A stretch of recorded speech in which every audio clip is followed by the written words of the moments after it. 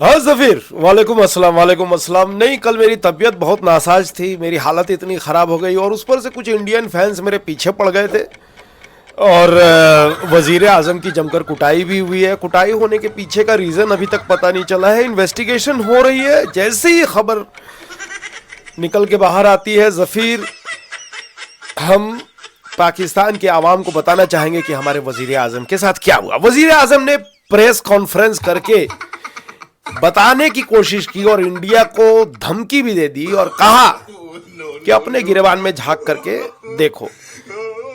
वो वीडियो भी मैं आपको दिखाऊंगा। लेकिन जो सबसे बड़ी बात हुई है जफीर, कि वहां पे जब पटाखे वटाखे लग गए, सब कुछ हो गया, वजीर आजम निकल के आने ही वाले थे कि उन वीआईपी गेस्ट के लिस्ट में उनका भी नाम था, तो उनको आगे बैठ करके देखना था और कैमरे को भी उन्होंने बोल रखा था कि फोकस मेरे पे करना, चलो कुछ नहीं तो एटलीस्ट वर्ल्ड जान जाए कि हमने होस्टिंग करी है। वजीर आजम को किसी ने कमरे में लॉक कर दिया, वजीर आजम को कमरे पे लॉक कर दिया और उनके कमरे में सिक्योरिटी की वजह से नेटवर्क नहीं आ रहा था और फोन की जो लाइन थी वो भी बंद करके रखी गई थी, क्योंकि वजीर आजम मेडिटेशन के माहौल में थे, तो he didn't want to receive any call. तो पूरे तरीके से कट गए, दरवाजा ठोकते रहे, पीटते रहे।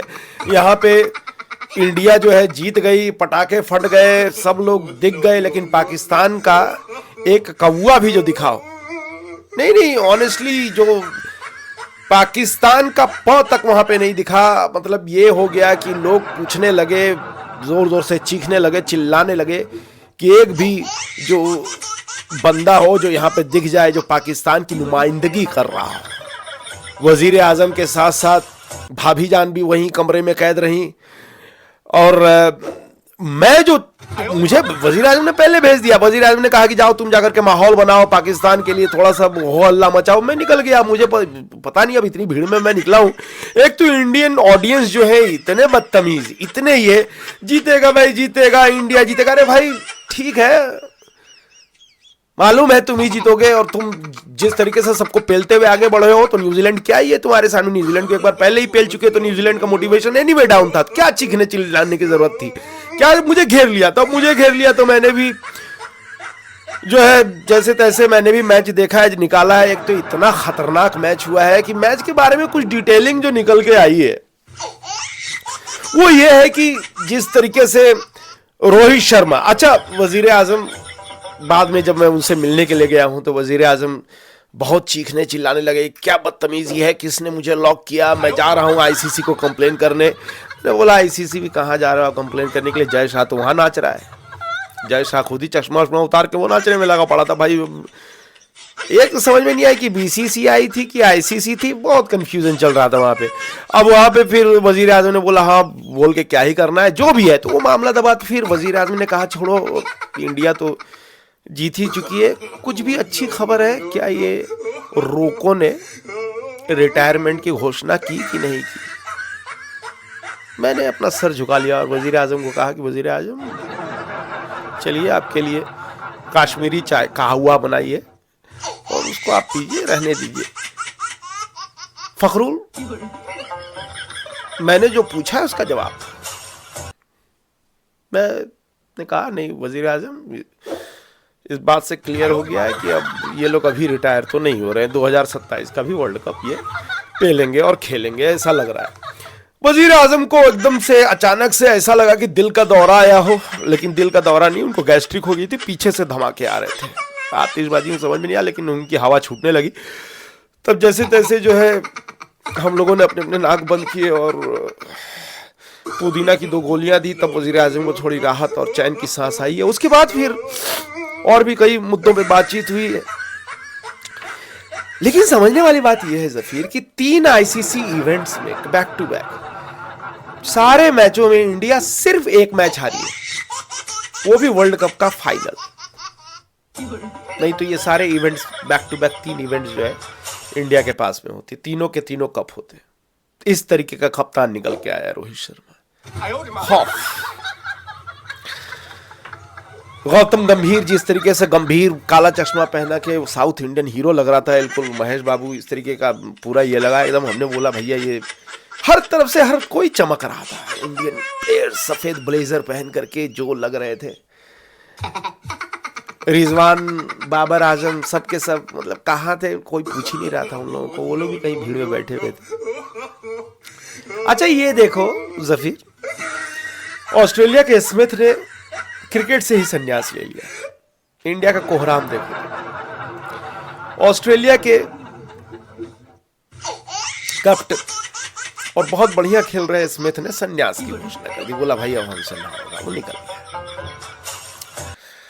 जॉस बटलर इंग्लैंड के कैप्टन, उन्होंने रिजाइन कर दिया, बोला भाई ना, इतने बुरे तरीके से तोड़ेंगे लोग,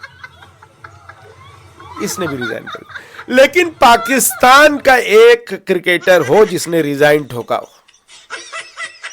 बेशर्म, निर्लज्जो, नालायकों, शेम ऑन यू।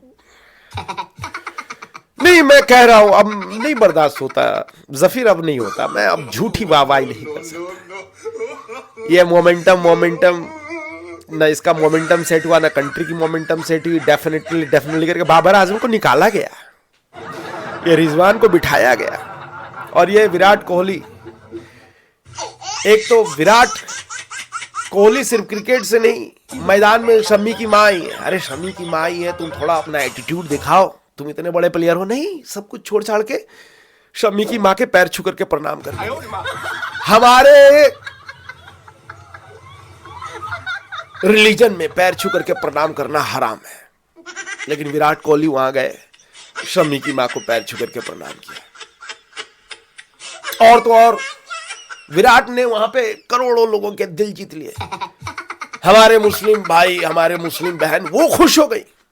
अरे खुदा का खौफ करो, खुदा का खौफ करो। इमामुल हक क्या कहता है कि शमी ने वो जो सबके सामने पानी पी लिया वो गलत था।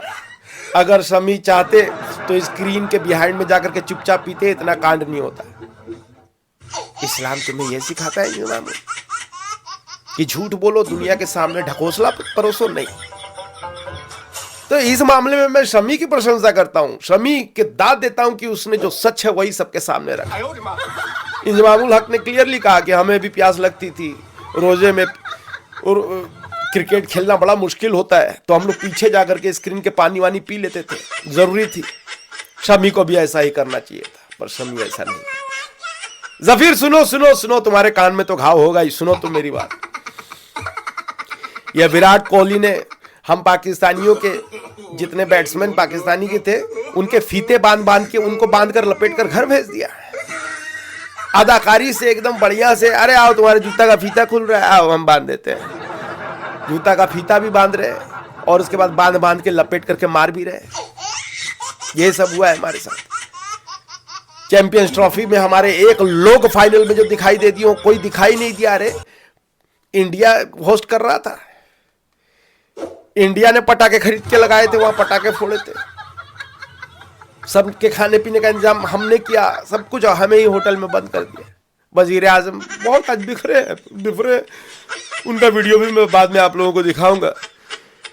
लेकिन जफीर ये रहा कि माहौल जो है बहुत गंदा हो गया। सुनील गावस्कर अलग ही उछल उछल के नाच रहे हैं, एकदम मतलब आग लगा रखी है। सुनील गावस्कर रुक ही नहीं रहे हैं। अरे हम भी जीते हुए, ऐसा कुछ नहीं है, हमारा थोड़ा वक्त बुरा चल रहा है।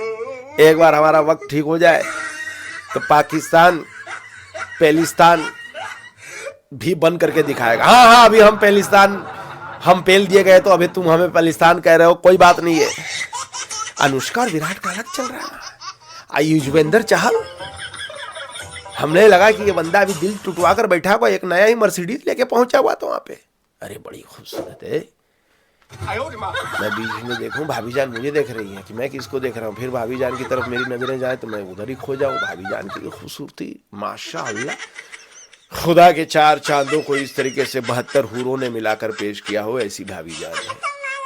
खैर, माहौल अब यह है कि वजीर आजम ने एडवांटेज वर्ड को जो है पाकिस्तान के इंसाइक्लोपीडिया में जोड़ने का फरमान दे दिया और कहा है कि पूरी असेंबली इकट्ठी हो, और पहली बार सारी ओपोजिशन ने एक साथ कहा है कि एडवांटेज वर्ड को आगे बढ़ाना चाहिए, क्योंकि इसी एडवांटेज का एडवांटेज जो है इंडिया को हुआ है।